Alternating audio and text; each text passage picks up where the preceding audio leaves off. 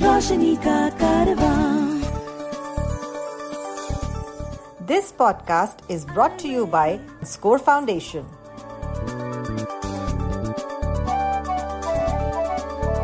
ये है रोशनी, रोशनी, रोशनी का कारवां, रोशनी।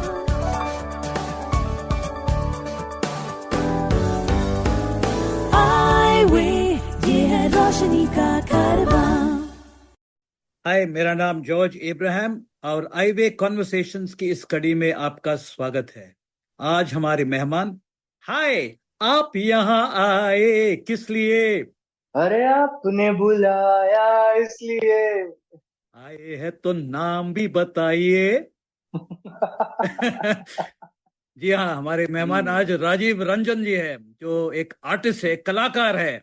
वाह।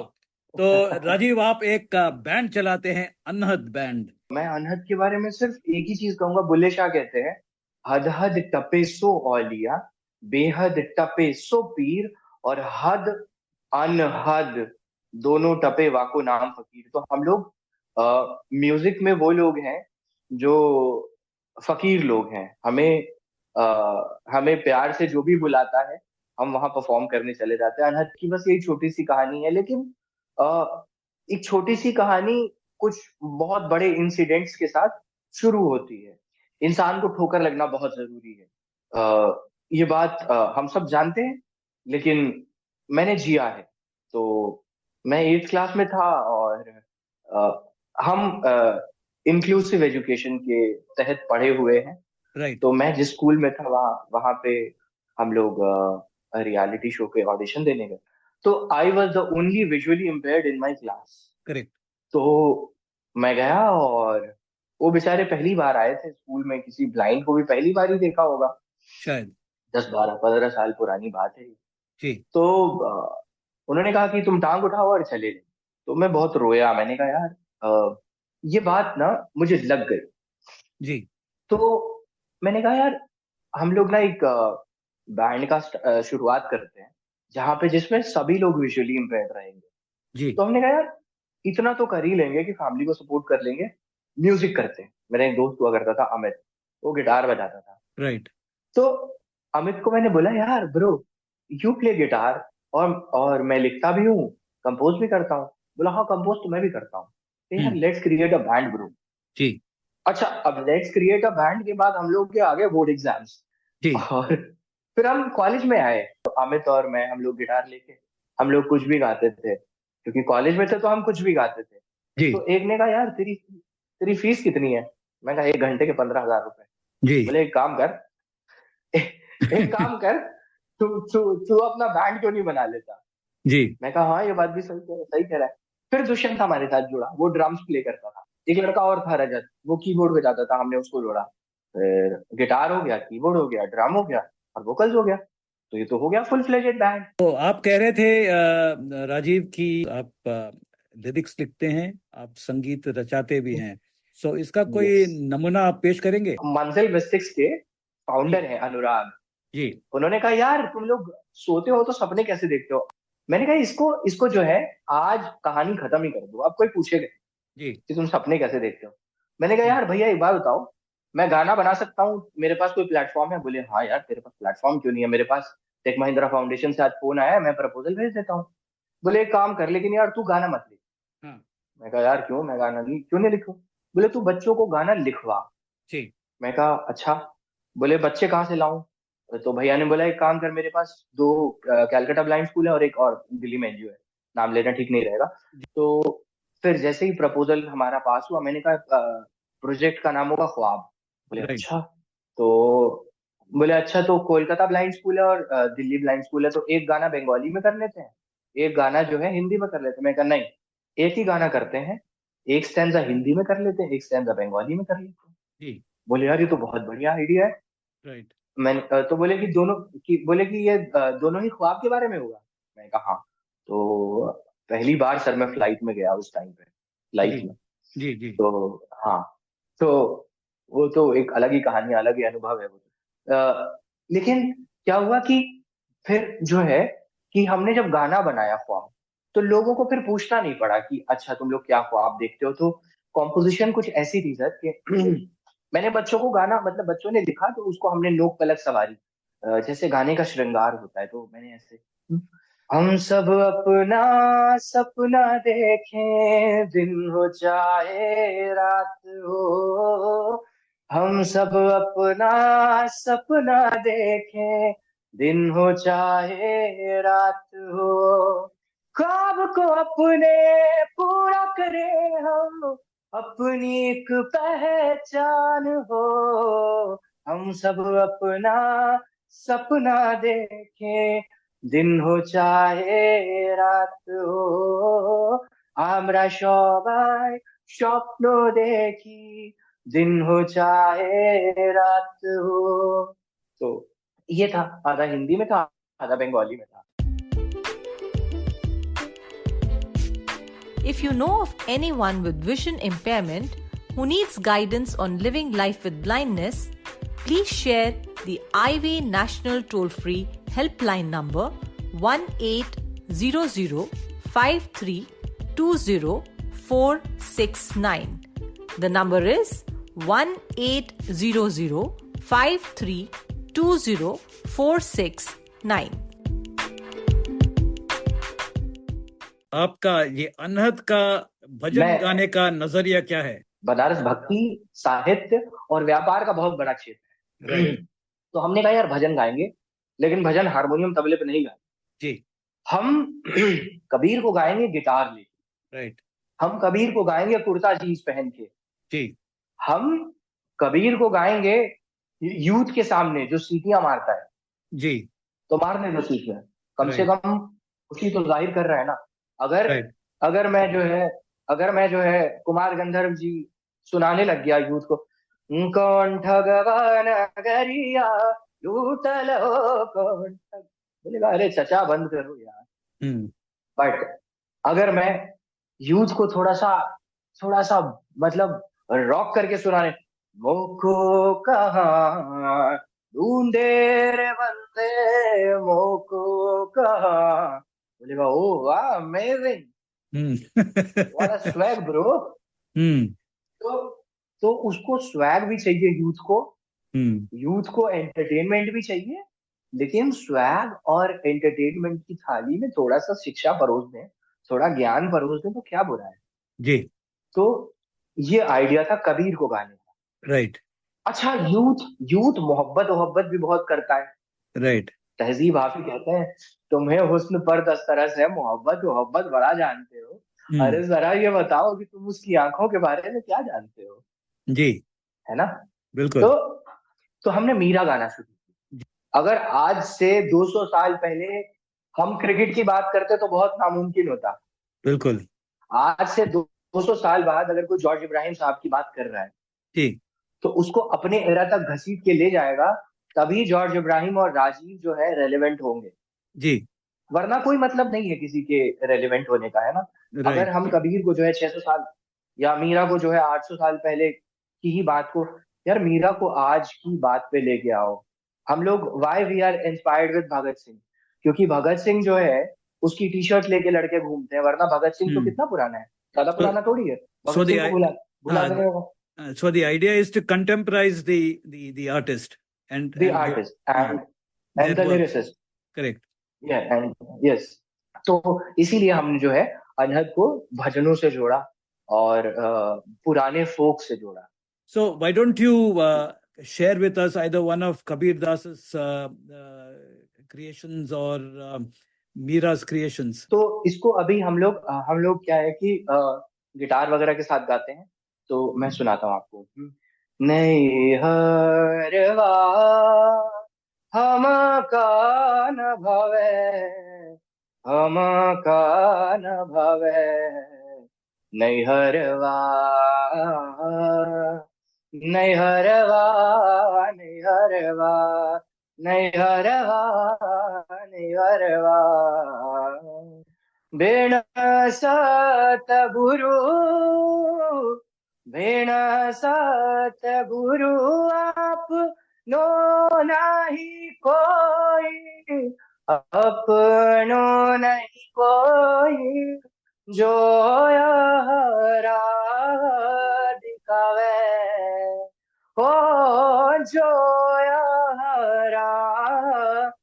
दिखावे, कहता कबीरा सुन मोरी सजानी, सपने में प्रीतम आवे, हो सपने में प्रीतम आवे, दरस यहाँ, दरस यहाँ, दरस यहाँ, पिया ही दिखावे, नैहरवा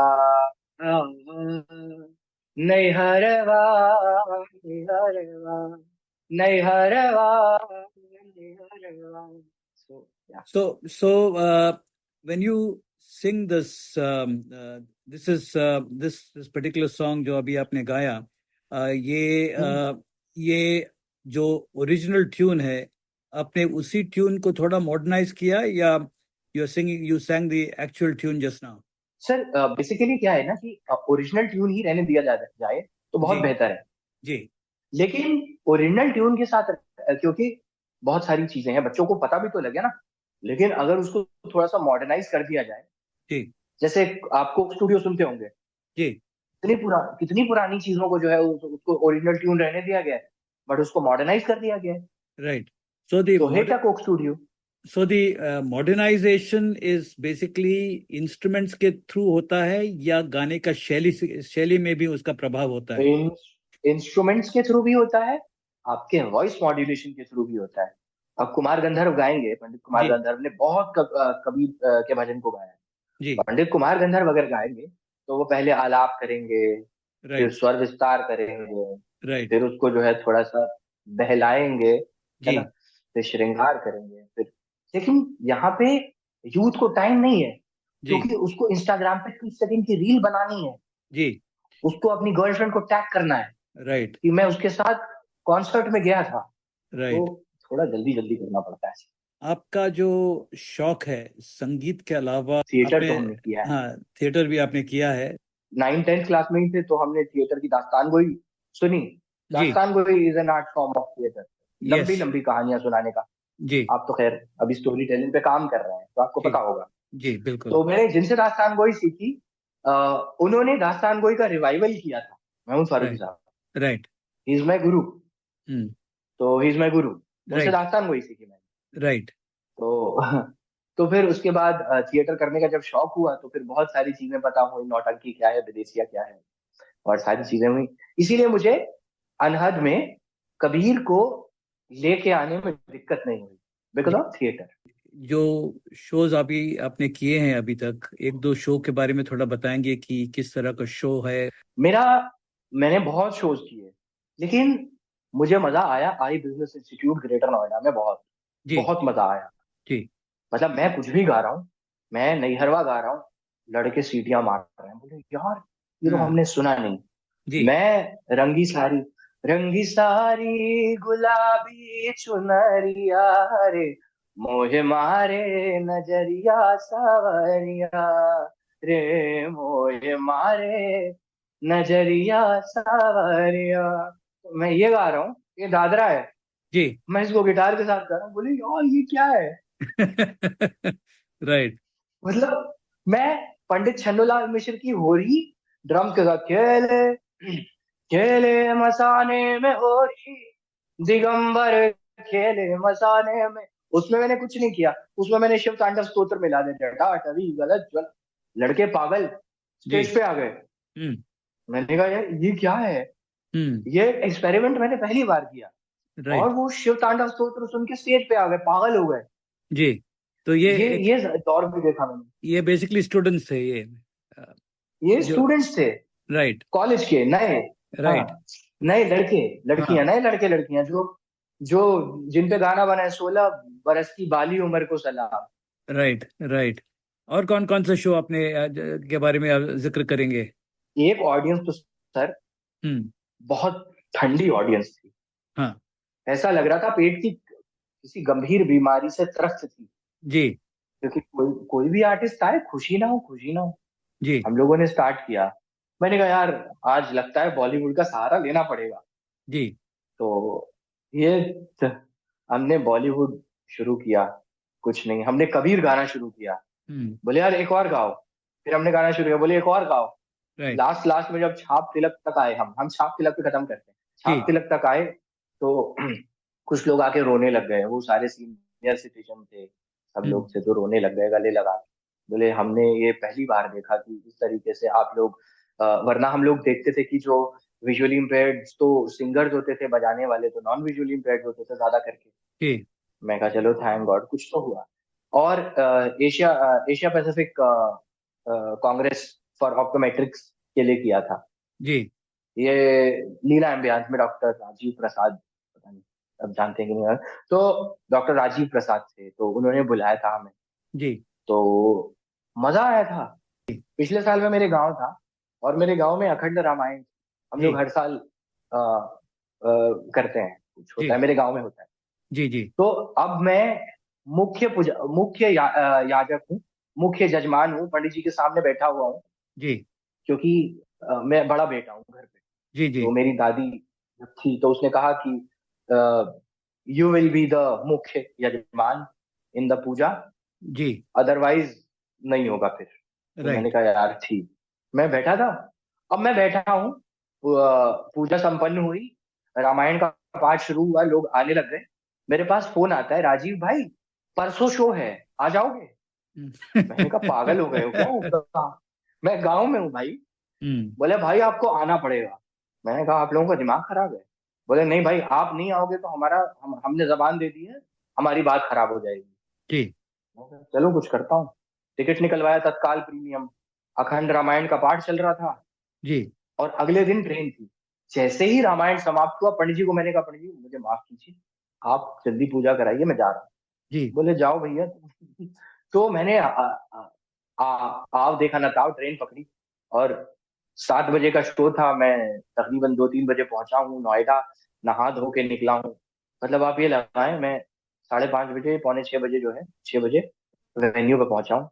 तब तक मेरे बैंड वाले पहुंच चुके थे, उन्होंने ड्रम लगा दिए थे और 7 बजे जब शो शुरू हुआ जी, तो फिर उन्होंने कहा हम नहीं मानते भैया, हम 11 बजे से पहले नहीं छोड़ेंगे। राइट, और वो सारे गोरे लोग थे सर, जी, सारे डॉक्टर्स, वो बाहर के फॉरेनर्स। जी। एक कहती कैन यू सिंग ए मेरी जोहरा जबी for us. I said why not, ए मेरी जोहरा जबी is one of the legendary song, one of the जी, evergreen songs. To support our work with the blind and visually impaired, you can visit the donate page on our website www.scorefoundation.org.in. Please note www.scorefoundation.org.in. ये जोरा जबी गाना आपने गाया या मैंने जोहरा जबी मतलब गाया, हाँ पूरा गाया मैंने। पूरा? तो थोड़ा एक दो लाइन सुना दी अभी भी हमें भी, हम तो मन्ना डे साहब के जमाने के हैं। हाँ बिल्कुल बिल्कुल। ये शोखिया ये बाकपन जो तुझ में है कहीं नहीं, दिलों को जीतने का फन जो तुझ में है कहीं नहीं।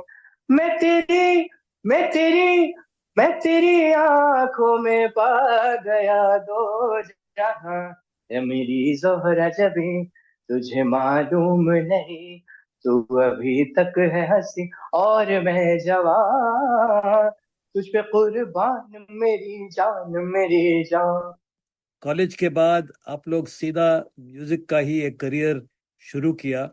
What do you think actually contributed to your success? Basically क्या होता है ना सर, हम लोगों के दिमाग में एक बंदर है जी, और वो बंदर जो है ना, जी, आपको कहता है यार ये करेगा तो ऐसे हो जाएगा, ये करेगा तो ऐसे हो जाएगा, आपको उस बंदर को इग्नोर करना हो। जी, then when you will start ignoring that monkey, तो रास्ते खुलते जाएंगे। कोई मतलब कोई पागल थोड़ी है कि उसको जो है वो उसके पास कोई आ रहा है तो उसको मना करे। हम लोग सोचते हैं कि यार कोई क्या सोचेगा, क्या कहेगा, क्या नहीं कहेगा। तो हमने पहले लोगों को बोलना शुरू किया कि भाई देखो हम ऐसा कर रहे हैं। जी सफलता का रहस्य ये है कि आप मेहनत करते जाएं, आप जिसको जहां जा रहे हैं बोलते जाएं, है ना। आपको खुद को बेचना आना चाहिए जी मार्केट में, जी क्योंकि जब तक आपको बेचना नहीं आएगा जी तो या तो फिर आप मार्केटिंग के लिए रखिए कोई, वो बहुत महंगा पड़ जाएगा, जी है ना। और किसी नए आर्टिस्ट को कोई मार्केटिंग के लिए क्यों कोई रखेगा ही क्यों। राइट। तो ये आप कहते जाइए, मेहनत करते जाइए, और कुछ नहीं है। ये जो हम्म आपने इनिशिएटिव लिया, अपने आप पे भरोसा हम्म रखा और मेहनत करने के लिए आप तैयार हुआ, और आपके जो स्किल्स हैं, टैलेंट्स हैं, उसको आप एक प्रोफेशनल रूप दिया। And I think this is great hmm inspiration, and मेरे ख्याल से कई लोगों को ये रास्ता दिखाएगा। मैं आपसे पूछना चाहूंगा हम्म। संगीत के बारे में फिर। Did you at any point of time ये फॉर्मली किसी गुरु के साथ बैठ के जो फॉर्मल संगीत है वो सीखने का मौका मिला आपको कहीं? Yes, sir. Right now, I am disciple of Ustad Amjad Khan Sahab and from Kirana Gharana and Pandit Pradeep Mishra ji from Banaras Gharana. Ji I learned music from Gandharv Vidyalaya. Ji. I did my diploma from Prayag Sangeet Samiti. So, तो बचपन में जब मैं school में था और college में था, तो किशोर कुमार के जमाना था वो। आप किशोर साहब का कोई गाना गाते हैं? सर किशोर दा तो हमारे हम सबके आइडियल है। जी। हम्म, तो मैं चलते वो लाइन चलते सुना देता हूँ। चलते चलते आप एक किशोर दा का एक दो लाइन सुना दीजिए। हो अब तो लहराया मस्ती भरी छाओं में, बांध दो चाहे घुंघरू मेरे पाँव में, बांध दो चाहे घुंघरू मेरे पाँव में। मैं बहकता नहीं था मगर क्या करूं, मैं बहकता नहीं था मगर क्या करूं। आज मौसम सुहाना गजब ढा गया, हाल क्या है दिलों का न पूछो सनम। आज मौसम सुहाना गजब ढा गया, एक तो महफिल तुम्हारी हंसी कम ना थी, उस पे मौसम सुहाना गजब ढा गया, हाल क्या है दिलों का ना पूछो सनम। वाह वाह। तो राजीव, बहुत बहुत शुक्रिया, आपने टाइम निकाला इस सैटरडे मॉर्निंग, और wish you the very best. आपके सपने साकार हो, आपके ख्वाब सच बने। Thank you very much and wish you the very best. आई वे ये है रोशनी का कारवां। This podcast was brought to you by Score Foundation.